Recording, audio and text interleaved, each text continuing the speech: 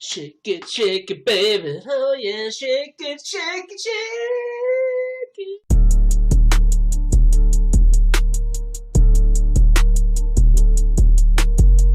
I don't know. I actually don't even know. So that deal was cut with Sheikh Turkey in Saudi Arabia. Again, with the Sheikh Turkey. He does know. Are you kidding me? They're running this. They're like, he does not know how much Canelo is making. Really? He doesn't know how much Terrence Crawford is making. Just say, I don't want to say unless they want to say, or go ask them. But I don't believe for a second that he doesn't know. Of course he knows. And the reason why he doesn't want to say it is because then a star in the UFC is going to be like, wait a second, you're promoting a fight where this top guy is getting 100 million and I'm getting 5? This is the stuff that people were predicting that could be an issue down the line. Let's continue with one more clip. And by the way, I urge you all to go check this out. Perhaps we could put it in the comments. What's the base purse for Canelo? Well, imagine what it would take to get Canelo to fight Crawford and have a guy move up weight classes when he's undefeated. I've heard 100 million. Probably. But no one in the UFC's ever made that as a base purse. Conor McGregor?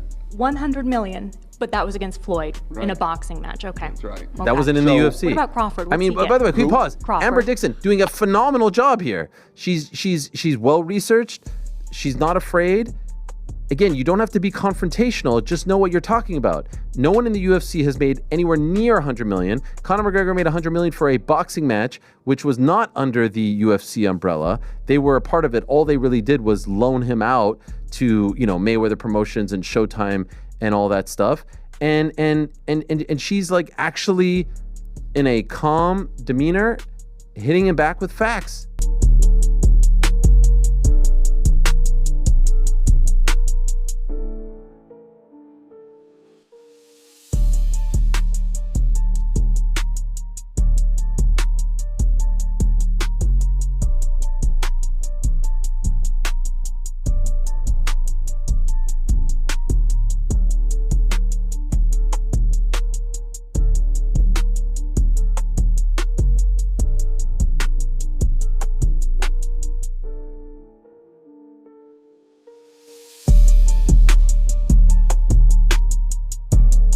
Cassius IFL TV here with Eddie Hearn.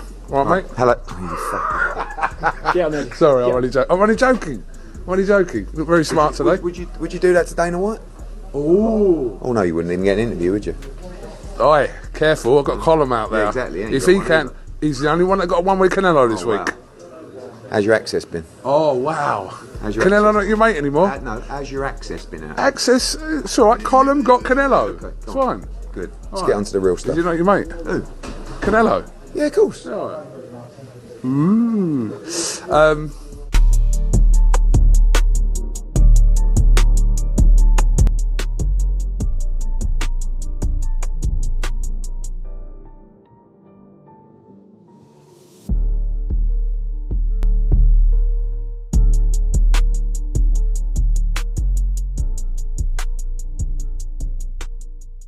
My husband is such a mystery to people outside of this world because he didn't fight. He comes to fights like once a year. Yeah. He's, you've met him. I met him tons of times. But yeah. like, he's a very private guy. He doesn't give a shit about social media.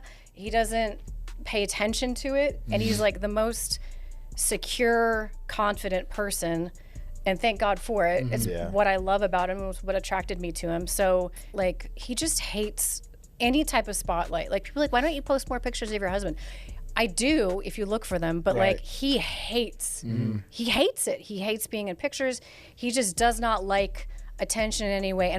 And he also is someone who in his world and in the business world, he doesn't give a shit about what people think. Yeah. He's a very hard charging, like, you do not want to this man.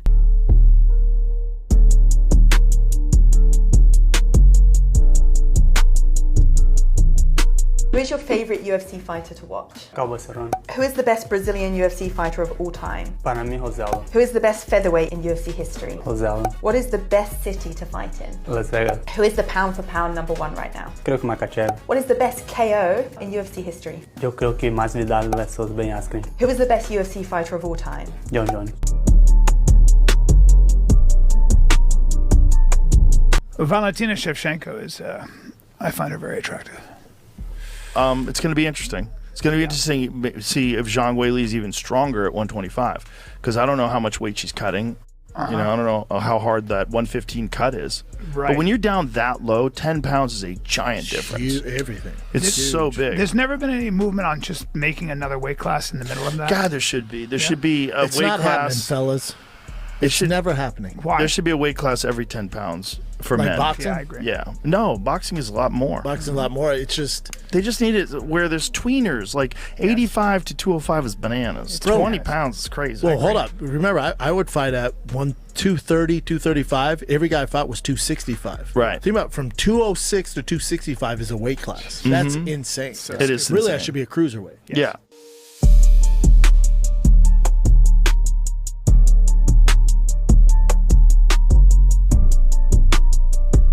When you have testing, especially in a sport like MMA, for example, where the lowest level guys aren't really paid that much money. So you have a guy who just gets to the UFC and he's making 10 and 10, right, or 12 and 12. You know, 12,000 to show, 12,000 to win. $24,000. You have to go through a whole camp. You got to pay for all the expenses. You got to bring in training partners. You got to pay for your coaches. You got to fly the coaches out sometimes. There's a lot of expenses that go into this. So those guys, if there's steroid testing, those guys won't have the resources or the money to hire the doctors necessary to beat the test.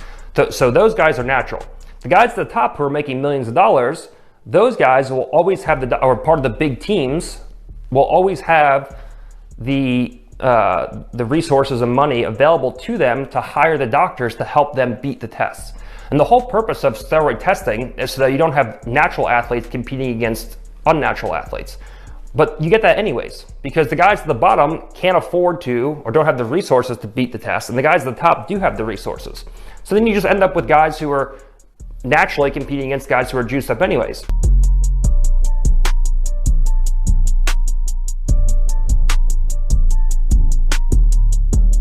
Fala, raça. Olha só isso aqui. Corte aqui, no olho. Bom, infelizmente ontem a emoção foi mais alta. Tava indo bem no segundo round ali, acabei indo pra cima com tudo, a vontade de sair na mão. Enfim, acabei jogando sozinho, não tava conectado com o meu time. Então essa responsabilidade é toda minha dessa derrota. Era pra ser, faltando 13 segundos e vambora. De uma coisa vocês têm razão. Fomos três Fight Nights que perdeu em seguida. Então os três devem estar cometendo erros parecidos. Então com certeza vamos fazer uma reunião, eu, Caio, o Ruf, e achar isso e melhorar. Quem gosta ou não, sinto muito, mas a gente vai voltar.